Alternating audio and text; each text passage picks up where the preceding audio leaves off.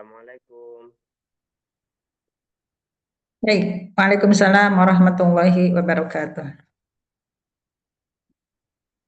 Baik, Assalamualaikum warahmatullahi wabarakatuh. Waalaikumsalam warahmatullahi wabarakatuh. Ya, Alhamdulillahirabbil alamin. Allahumma sholli ala sayyidina Muhammad wa ala ali sayyidina Muhammad. Saya ucapkan selamat untuk Saudara Bagus Cahyo Purnomo. Baik, Ibu. Ibu. Mahas- Hah? Ya, siap. Mahasiswa PJJ PAI Allah. UIN Cyber Syekh Nurjati Cirebon. Selamat hari ini sudah melewati atau baru akan Siap. akan melewati tahapan seminar proposal skripsi. Semoga lancar dan untuk hari ini silahkan Bagus untuk mempresentasikan dengan jelas apa yang akan dilakukan pada penelitian yang akan datang untuk skripsi Bagus. Sebelum presentasi, mari kita mulai dengan membaca basmalah. Bismillahirrahmanirrahim. Silahkan memperkenalkan diri dan kemudian presentasi.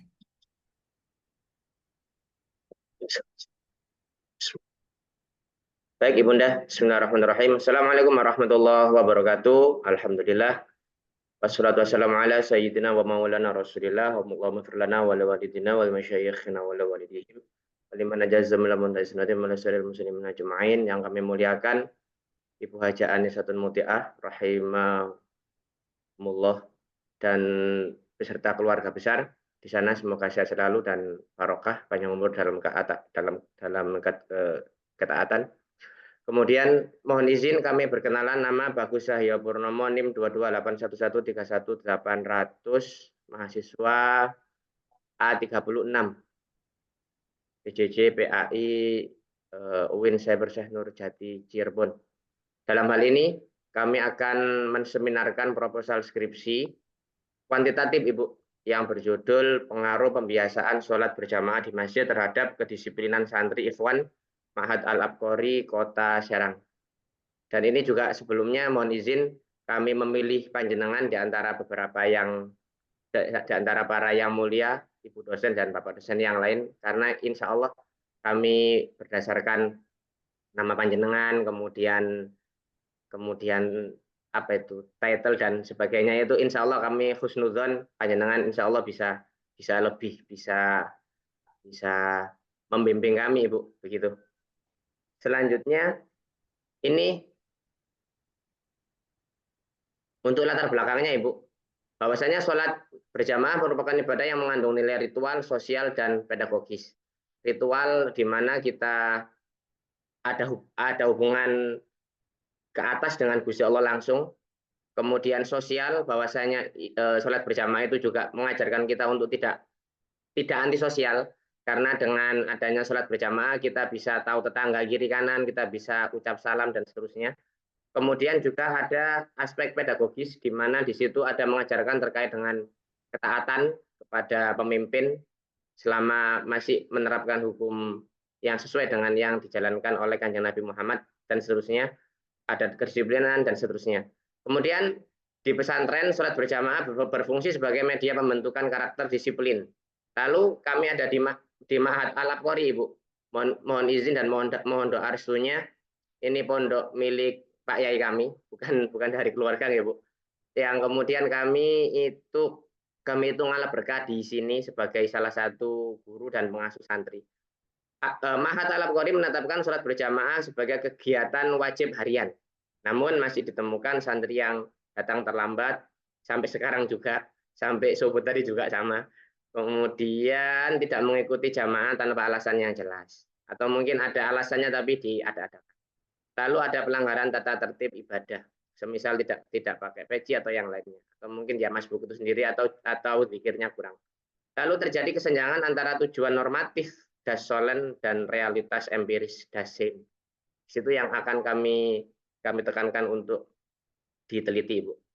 Lalu identifikasi masalah. Satu, tingkat pembiasaan sholat berjamaah santri belum seragam.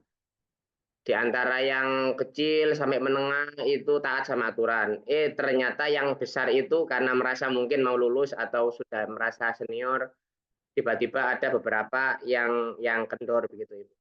Yang semangat ada, yang kendor juga ada. Kemudian kedisiplinan santri menunjukkan variasi antar individu, pembiasaan ibadah belum sepenuhnya berbanding lurus dengan perilaku disiplin. Sehingga perlu kajian empiris berbasis data untuk mengukur hubungan, kemudian mengetahui besarnya pengaruh itu. Selanjutnya, rumusan masalah kami adalah bagaimana tingkat pembiasaan sholat berjamaah santri ikhwan di Ma'had Al-Aqori, lalu bagaimana tingkat kedisiplinan santri ikhwan, lalu apakah terdapat pengaruh pembiasaan sholat berjamaah terhadap kedisiplinan santri yang lain, misalkan masuk kelasnya, terkait di prestasinya, atau mungkin kebersihannya, dan yang lainnya. Lalu seberapa besar pengaruh pembiasaan sholat berjamaah terhadap kedisiplinan santri secara umum. Berikutnya tujuan penelitian ini untuk mengetahui tingkat pembiasaan sholat berjamaah santri ikhwan, Bu. Lalu mengetahui tingkat kedisiplinan santri ikhwan. Ikhwan dalam hal ini adalah santri putra, Bu. Menganalisis pengaruh pembiasaan sholat berjamaah terhadap kedisiplinan santri ikhwan di Ma'had Al-Aqori, Kota Serang. Selanjutnya, manfaat penelitian. Manfaat teoritis, satu, memperkaya kajian pendidikan agama Islam. Yang kedua, menguatkan teori pembiasaan ibadah dalam pembentukan karakter disiplin. Yang ini juga kami rasakan betul. Karena dan bil barakah, Ibu, ketika kami memutuskan ini dengan beberapa kajian-kajian dan ada 2 atau sampai beberapa judul ternyata yang di ACC sama Ibu Sekjur itu selaku dosen kami yang pertama di mata kuliah penulisan skripsi diarahkan untuk ini. Sebelumnya itu ada pengaruh sholat dan wudhu gitu, Bu. Ternyata wudhu ini kurang bisa diukur begitu. Sehingga sholat itu juga kami rasakan, kami walaupun sebagai guru tetap yang namanya manusia, Ibu. Yang namanya 5 waktu itu kadang 3 waktu aja berjamaah, kadang 2 waktu, kadang juga belas enggak. Kadang 4 waktu, jarang sekali yang 5 waktu. Emang ini barokah ketika kita akan meneliti, kami dituntut untuk menjadi pribadi yang bisa mengamalkan terlebih dahulu. Gitu, Ibu. Lalu ada menguatkan teori pembiasaan ibadah dalam membentukan karakter disiplin, dan emang ini juga kami rasakan betul-betul ya, ketika sholat itu sebagai anchor untuk start awal lebih baik, untuk setting dream dan seterusnya, Ibu. Lalu untuk manfaat praktis bagi santri meningkatkan kesadaran disiplin, bahwa disiplin itu indah, disiplin itu enak, dan tentunya beribadah karena disuruh sama Gusti Allah. Bagi pesantren, bahan evaluasi program pembiasaan ibadah. Bagi peneliti selanjutnya, rujukan penelitian sejenis dengan di tempat yang berbeda, karena kami juga mengambil ini juga ada beberapa di penelitian sebelumnya yang hampir-hampir mirip, namun di tempat yang berbeda. Sedangkan untuk di sini kan belum ada gitu, Ibu. Lalu kajian pustakanya dari berbagai macam literatur yang telah kami ambil begitu, ada penelitian terdahulu menunjukkan bahwa satu, pembiasaan sholat berjamaah berpengaruh pada kedisiplinan. Itu dari penelitian Majid dan Al-Muiz 2025. Kemudian kultur pesantren memperkuat pembentukan karakter, itu dari penelitian dari Bapak Novel 2023. Pembinaan, keteladanan, dan pengawasan sangat menentukan efektivitas pembiasaan. Ini dari circle, dari lingkungan sekitar, Ibu. Itu dari Husna dan Ansori 2023. Lalu ada novelty atau celah penelitian, belum ada kajian spesifik pada santri ikhwan Ma'had Al-Aqori Kota Serang.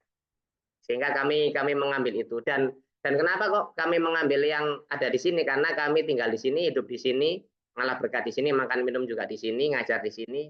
Maka kenapa tidak ketika kami itu meneliti, kemudian harapannya ketika ada manfaat yang bisa dirasakan, bisa kami sampaikan kepada pimpinan, yang juga kami tiap hari juga mendampingi anak-anak begitu, Ibu. Kita minta doa restu juga ke anak-anak juga tadi pada jamaah dari subuh. Begitu, Ibu. Selanjutnya kajian teori ini kajian teoritisnya. Konsep pembiasaan sama dengan pengulangan perilaku positif secara sistematis diulang-ulang gitu. Berdasarkan satu teori kondisional Pavlov psikologi pendidikan yang itu juga kami temukan di buku-buku yang kami rujuk. Kemudian ada yang kedua pendidikan Islam Ibu. Itu Syekh Abdullah Nasi Ulwan yang kemudian ada juga Bapak Miskawai sama Bapak Profesor Ahmad Tafsir ini Bu, yang sering dirujuk di kajian-kajian terkait dengan psikologi dan yang lain untuk kepribadian. Lalu pembiasaan melahirkan satu kontrol diri, dua kepatuhan dan disiplin internal. Dari internal kemudian kan bisa mengaruh ke yang lain. Kemudian konsep kedisiplinan santri, kepatuhan terhadap aturan, ketepatan akan waktu, tanggung jawab dan pengendalian. Berikutnya kerangka berpikirnya berdasarkan istiqra, berdasarkan kajian Bu ya, pendalaman begitu. Ada pembiasaan sholat berjamaah itu di variabel X, kemudian ada pengulangan karena anak-anak kita semua itu disuruh ulang-ulang sama Kanjeng Nabi sama Gusti Allah ya Bu ya. Kemudian by system. Lalu ada keteladanan dari kita, kemudian ada penguatan dari mudir ma'had dan seterusnya. Kemudian ke bawahnya ada internalisasi nilai disiplin. Akhirnya akan tertanam tuh, akan muncul nilai kedisiplinan yang itu berdasarkan 3 hal di atas ditambah dengan pembiasaan. Sehingga itu bisa mempengaruhi atau berpotensi untuk mempengaruhi, ini akan kita uji nanti dengan berbagai macam rumus yang sudah disediakan, akan mempengaruhi kedisiplinan santri. Gitu Bu. Yang tentu juga dipengaruhi oleh faktor lingkungan pesantren dan pengawasan juga. Karena memang beneran ketika menjadi pengurus santri itu kalau berdasarkan kesadaran saja, wong kita sebagai guru aja kalau tidak dimotivasi terus sama Pak Yai juga akan luntur juga, apalagi sebagai santri. Maka kesadaran diarahkan santri untuk tumbuh kesadaran, kemudian didampingi, dikuati, dikasih teladan, dakwah bil hal gitu. Sehingga insya Allah harapannya bisa sangat berpengaruh memang antara kebiasaan sholat berjamaah dengan kedisiplinan santri. Yang itu berdampak pada efek anak-anak mereka nanti ketika jadi mutakharrijun wal mutakharrijat gitu ya. Ketika menjadi lulusan dari pondok bisa sudah punya daya saing yang baik di masyarakat dan bisa menjadi pemimpin umat di masa depan. Selanjutnya metode penelitian yang kami gunakan adalah penelitian kuantitatif Ibu. Dan kami juga sudah mengumpulkan bukunya dari Profesor Sugiono, kemudian ada yang statistik juga, kemudian ada SPSS juga sudah kami beli gitu Bu. Kemudian pendekatan eksplanatori menguji pengaruh. Lalu populasinya ini ada 198 santri Ikhwan yang nanti akan kami koreksi karena kemarin ada satu Ananda yang itu ada permasalahan sehingga keluar satu yang anak kelas 7 sehingga nanti populasinya 197 dengan sampel ini kurang lebih 132 dengan rumus Lovin dengan tingkat apa itu untuk tingkat toleransi 0,05%. Selanjutnya teknik dan instrumen pengumpulan data dari angket Ibu. Sudah kami pelajari terkait dengan skala Likert dan seterusnya. Kemudian mohon doanya Ibu karena memang belum maksimal kami mempelajari sehingga learning by doing Ibu, dan mohon doanya selalu dan mohon arahan dan kebaikannya. Kemudian ada dokumentasi nanti akan kami dokumentasikan dan alhamdulillah walhamdulillah kami meskipun bukan di yang pertama tapi di yang ketiga Ibu. Sehingga ini kan anak-anak kan nanti pulangnya itu di tanggal 7 Maret karena kami di pondok dan kami sendiri juga pulang tanggal 9 Maret. Mohon doanya agar mudik lancar dan panjenengan juga lancar. Kemudian ini harapannya kalau ini sudah panjenengan kasih arahan nanti segera kami bekerja beraksi sehingga ketika pulang nanti bisa by data itu sudah bisa kami ramu. Kemudian instrumennya variabel X itu adalah pembiasaan sholat berjamaah, lalu variabel Y-nya adalah kedisiplinan santri. Jadi variabelnya cuma awalnya 3 tapi kemudian di-cut sama Ibu Sekjur, Ibu Hana. Lalu kemudian untuk uji instrumen validitasnya pakai produk momen, kemudian rehabilitasnya pakai Cronbach Alpha. Dan itu nanti insya Allah mohon doanya, mohon arahannya. Insya Allah kami berdasarkan teori-teori yang ada di buku yang sudah ada Ibu, terutama di Profesor Sugiono gitu. Dan di SPSS-nya juga kami akan pelajari lebih detail lagi Ibu. Selanjutnya untuk analisis data kami ada data deskriptif, ada min, median, modus, kemudian standar deviasi juga. Nanti insya Allah akan kami serius untuk mempelajari kembali, Bu. Lalu ada uji prasyarat, normalitas, linearitas, dan analisis regresi linear sederhana. Itu nanti juga insya Allah akan kami otak-atik lagi, Bu. Mohon doanya, mohon arahannya, Ibu. Lalu penutup, demikian penelitian ini diharapkan bisa memberi gambaran empiris, fakta di lapangan seperti apa. Kemudian yang kedua, pembiasaan ibadah sebagai strategi pendidikan, karakter, kemudian menjadi dasar penguatan kebijakan pembinaan santri di masa yang akan datang. Demikian yang bisa kami sampaikan. Jazakumullahu ahsanal jazak wa barakallahu fikum. Bila taufik wal hidayah. Wassalamualaikum warahmatullahi wabarakatuh.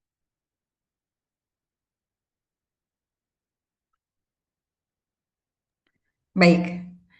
Waalaikumsalam warahmatullahi wabarakatuh. Terima kasih untuk bagus ya.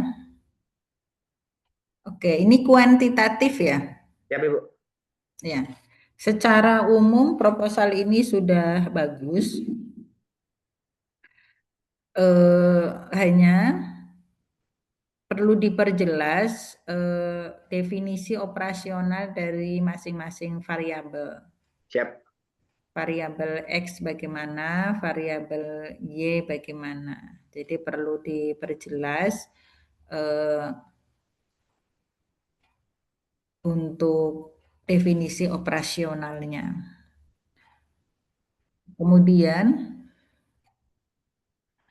apakah untuk maksudnya itu yang tadi untuk diperjelas itu seperti isi operasional dari pembiasaan gitu. Konsep pembiasaan itu bagaimana gitu, konsep kedisiplinan itu bagaimana gitu. Ruang lingkupnya harus diperjelas, apakah disiplin itu hanya pada jamaah saja, gitu kan. Terus misalnya kedisiplinan itu apakah pada ketepatan waktu atau nanti membentuk pada pembentukan karakter gitu kan. Nah, Siap. itu diperjelas nanti di definisi operasionalnya gitu. Dan apa namanya, untuk sebetulnya kalau sudah pembiasaan itu kan berarti sudah terinternalisasi ya. Siap. Sudah terinternalisasi menjadi kebiasaan gitu kan. Nah, saya tidak melihat, padahal di kitabnya Imam Al-Ghazali itu ada pembentukan karakter itu, di proposal Mas tidak mengambil. Tadi ada Nasihat Ulwan, Siap. ada Imam Al-Ghazali itu bagus sekali yang dengan konsep tahdhibul akhlak. Siap, Ibu. Kalau Tahdhibul kitabnya ada di rumah, insya Allah siap. Akan kami rujuk, Ibu. Terima kasih. Tahdhibul akhlak itu melalui riyadhah, melalui mujahadah gitu. Riyadhah itu kan latihan kan? Siap. Ada keteladanan, ada pembiasaan. Kalau di tahdhibul akhlak itu kan harus memahami dulu konsep menjadi biasa itu karena dia paham, tahu ilmunya dulu. Nanti diulang-ulang menjadi riyadhah, kemudian mujahadah, maka terbentuklah menjadi akhlak. Nah, akhlak itu yang kebiasaan yang diulang-ulang, yang tanpa dipikir lagi, tanpa diskusikan lagi bahwa jamaah itu penting. Siap, Seperti itu ya. siap, siap. Kalau nama kitabnya Imam Tahdzib. Al-Ghazali kan Ihya Ulumuddin Oh, ada. siap. Yang tebel Ada itu. banyak kitabnya Imam Al-Ghazali gitu. Kalau mau ibu ibu menulis menulis buku tentang pendidikan karakter dalam perspektif Imam Al-Ghazali. Gitu. Nah, ibu mengambil dari beberapa kitabnya Imam Al-Ghazali itu di situ. Nah, bisa Siap, Ibu nanti ya. di eh, Google Scholar itu ada tentang tulisan ibu itu bisa diambil referensinya di buku ibu itu. Iya, siap. Nah, kalau Barangkali di konsepnya baru siap, konsep tahdhibul akhlak gitu. siap, Karena perilaku dalam pembiasaan tadi istilahnya Mas Bagus dan pembiasaan ya. siap.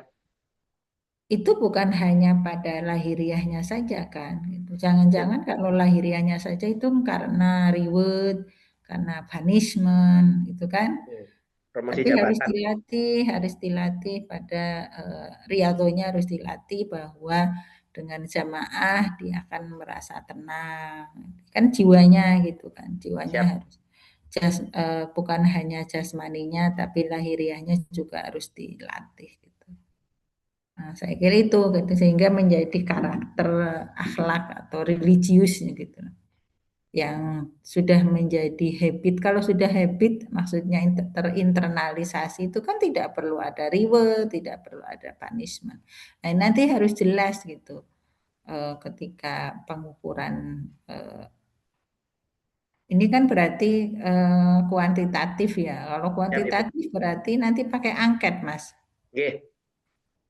Pagi tadi juga mohon izin juga minta doa restu ke anak-anak terkait dengan Semeru ini dan nanti mohon izin antum nanti akan kita kasih ya meskipun tidak semuanya cuman ya sesuai dengan yang kami sampaikan tadi mohon diisi dengan baik gitu untuk oleh-oleh kami ketika mudik. Oke Bu, siap. Heeh. Mas juga harus mempertimbangkan mestinya ada variabel lain, misalnya lingkungan pesantren gitu. Oke. Itu harus dipertimbangkan karena apakah kedisiplinan jamaah itu hanya terjadi di pesantren, apakah ketika anak-anak pulang itu juga Oh, jamaah gitu. iya benar. Karena Gak balas dendam karena nggak kepada biasanya anak-anak pulang ke rumah itu saya capek di iya balas dendam iya di rumah di pesantren itu disuruh tahajud, disuruh duha, bangun eh, sebelum tapi subuh. di rumah nggak duha, nggak tahajud. Oke, siap. Gitu loh. Itu mungkin perlu dipertimbangkan lagi itu kalau Siap Ibu memang dah. misalnya Siap. ditambah ada variabel ditambah variabelnya misalnya pembiasaan itu kemudian terinternalisasi dalam diri sehingga apakah di pesantren, apakah di luar pesantren, apakah di rumah itu kebiasaan jamaah itu kemudian telah terbentuk. Itu bagus, Mas. Siap. Ya, gitu. Nah, Cuman tadi ngapunten Ibu. Kalau untuk variabel X sama Y-nya cukup dua aja ya Bu. Sedangkan untuk yang ruang lingkup kemudian pengaruh jamaah di di rumah itu masuk kepada subbab subbab itu ya Bu. Subbabnya X itu ya Bu. Maksudnya nanti secara diangkat emang akan kami bikin. Tapi kemudian untuk rumusnya itu X sama Y aja ya Bu. Kita mohon arahan Bu. itu kan pengaruh ke pembiasaan sholat berjamaah terhadap kedisiplinan santri. Hanya itu kan? Siap. Yang lainnya berarti faktor pendukung ya Bu nggih. Iya, maksudnya pengaruh pembiasaan sholat berjamaah itu kan berarti X ya. Siap. Terhadap kedisiplinan santri itu Y gitu. Nggih. Terima kasih atas Ah, arahannya Ibu. Berarti tadi yang akan kami perbaiki terkait modus operandinya atau alur untuk operasionalnya nggih Bu, terkait dengan pembiasaan dan yang lainnya, kemudian ditambah dengan dengan kata Imam Ghazali nggih Bu. Yang tadi emang Ya itu ampun bisa ini Bu, kelupaan. menjadi Ya ya, siap. ya itu bisa Tambah. menjadi teori, Siap, bisa dimasukkan ke teori di bab 2 gitu. siap, laksanakan. Jadi Mas juga nanti menambahkan dimensi nilai, maka misalnya di variabel X itu bisa diperbaiki menjadi indikator, misalnya konsistensi. Ini kan berarti di angketnya ya, Siap. misalnya konsistensi hadir jamaah, Nggih, ketepatan waktunya, terus dia datang jamaah itu karena kesadaran atau karena keterpaksaan. Gitu, nggih Bu. atau Siap. karena adanya reward misalnya, atau karena adanya punishment, atau dia menghayati nilai kebersamaan, kalau berjamaah itu ketemu sama teman-teman beda kamar, gitu. Nah, itu mesti ditambahkan, gitu. Lah baik Bu Gitu, Bunda. Mas, ya. Siap. Nggih. Jazakumullah ahsanal jasa. Oke, jadi, eh, apa namanya, mungkin variabel X itu eh, behavioristik gitu kan, itu berarti karakteristik gitu. Eh, Misalnya atau kalau eh, variabel Y itu berarti kan normatif, saya kira itu. Ya, bagus.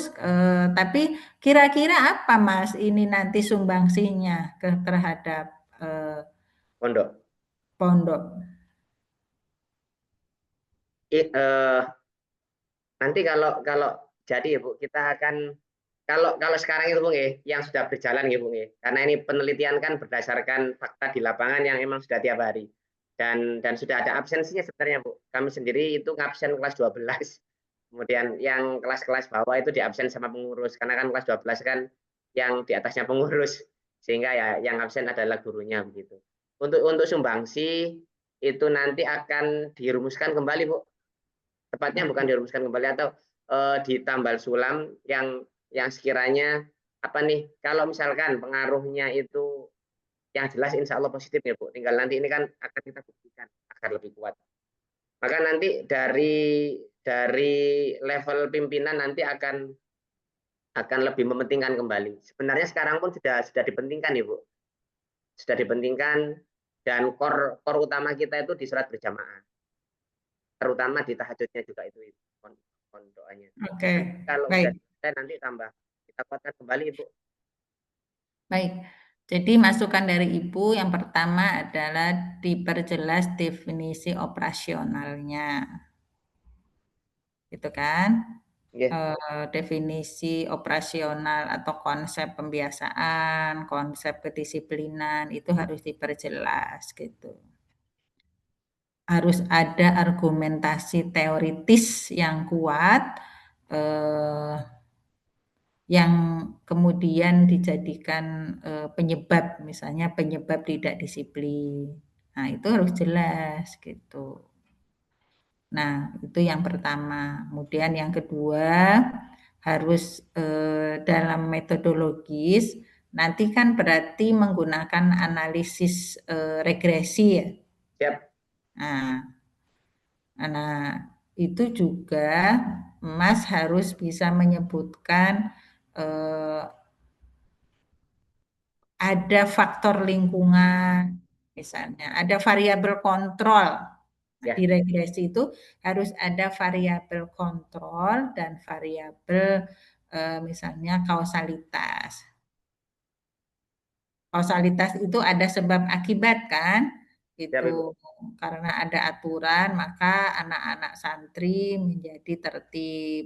Karena ada pengawasan, ada absen kan kayak gitu. Ya, Jadi eh, pembiasaan-pembiasaan itu harus jelas, misalnya nih nanti ada diregresikan itu ada linier, ada sebab akibat.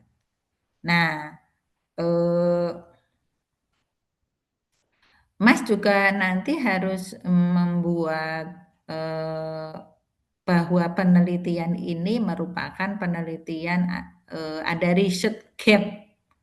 Riset gap itu adalah sesuatu yang berbeda dengan yang lain dan kemudian penelitian itu memang harus diteliti, harus ditampilkan, layak untuk diteliti karena ada perbedaan yang tadi Mas katakan dengan fakta teori dengan fakta di lapangan, gitu kan? Oke, Nah Bu, itu siap. harus gitu. Jadi apa namanya itu masukan-masukan dari Ibu. Tapi ala kulli hal proposal ini baik gitu. Oke, makasih, Bu. Jadi perlu diperjelas saja dan dipertajam. Mohon Nah, arahan untuk langkah selanjutnya gini, Bu. Maksudnya panjenengan nanti mendampingi kami ditambah dengan satu dosen kembali, kemudian terkait dengan ujian apa ujian komprehensif itu seperti apa, kemudian pendampingan itu pripun, terus untuk kalau pengisian tugas Ibu, itu kalau pripun, tugas Ibu ini kan sekarang menguji. menguji proposal Mas. Baik, nggih, Bu. Selanjutnya nanti Mas revisi. Siap. Setelah revisi nanti diberikan ke Ibu lagi untuk Ibu nyatakan disetujui. Setelah itu Mas bisa dilanjutkan mengerjakan skripsinya. Untuk ujian komprehensif niku pripun nggih, Bu? Dereng Saya nggih. tidak tahu, itu Oh, siap. silahkan tanyakan ke jurusan bagaimana mekanismenya. Alurnya bagaimana gitu Ibu tidak tahu karena Siap. Ibu hanya bertugas menguji proposal. Kemudian kalau dilanjut menjadi pembimbing Ibu, pembimbing skripsinya adalah Ibu, dibantu dengan dosen satu lagi, nanti mungkin diproses bimbingan. Siap, lah baik, Ibu. Gitu Ngapunten, Ibu, ya. untuk revisi ini mungkin dikasih waktu berapa, kemudian kan arahan di awal kan untuk dosen pembimbing kan masih dosen yang sebelumnya dengan tanda tangan digitalnya. Kalau sudah versi revisi, apakah apakah tanda tangannya akan kami kosongin seperti itu, Ibu, sehingga Iya, kemudian nanti Ibu tunggu revisinya. Kalau sudah direvisi, ya mungkin 1 minggu, maka siap. serahkan kembali ke Ibu, nanti Ibu beri ACC. Dan untuk yang tanda tangan sebelumnya kami tarik, Ibu, nggih. Tanda tangan di mana? Yang Ibu Hana, Ibu dosen yang sebelumnya di teknik pembimbingan penulisan. Kan sampun wonten itu, Bu, yang di seminar di proposal kami itu sudah ada tanda tangan digital tuh, Bu. Dengan atas nama beliau gitu. Nanti untuk ketika revisi apakah langsung pakai nama Ibu kemudian akan siap ditandatanganin kalau sudah ACC atau mungkin masih pakai tanda tangan yang sebelumnya ngoten, Ibu. Mohon Ya arahannya. tanda tangan Ibu dong. Siap, laksanakan. Ya, kan yang menguji Ibu. Siap. Dengan penguji satu lagi siapa? Belum boleh, Ibu. Karena kemarin waktu di aplikasi ETA itu kan kami ambil 2 itu, Bu. Ketika ambil 2 ternyata ditolak, disuruh 1 aja, Bu. Ketika 1 alhamdulillah ACC, Ibu. Baik. Ya. Baik, Mas Bagus, terima kasih sudah menyampaikan presentasinya. Selamat dan silahkan bisa ke tahap selanjutnya untuk revisi. Oke, matur suwun, Ibu. Silahkan untuk menutup. Demikian yang bisa kami sampaikan. Jazakumullahu ahsanal jaza untuk Ibunda Dr. Haja Anisatun Mutiah dan keluarga besar UIN SSC dan semua yang ada di sana. Atas arahannya, motivasinya, masukan-masukannya, kritikannya, saran, dan seterusnya. Semoga menjadi amal jariah buat panjenengan dan buat guru-guru panjenengan semua. Dan mohon doakan kami, Ibu, yang masih fakir ilmu ini agar kami bisa menapaki jalan yang dulu pernah digariskan sama Kanjeng Nabi dan para sahabat sama orang-orang Baik, yang soleh. sama-sama. Demikian, bila taufik wal hidayah, wabillahi wal inayah. Wassalamualaikum warahmatullahi wabarakatuh.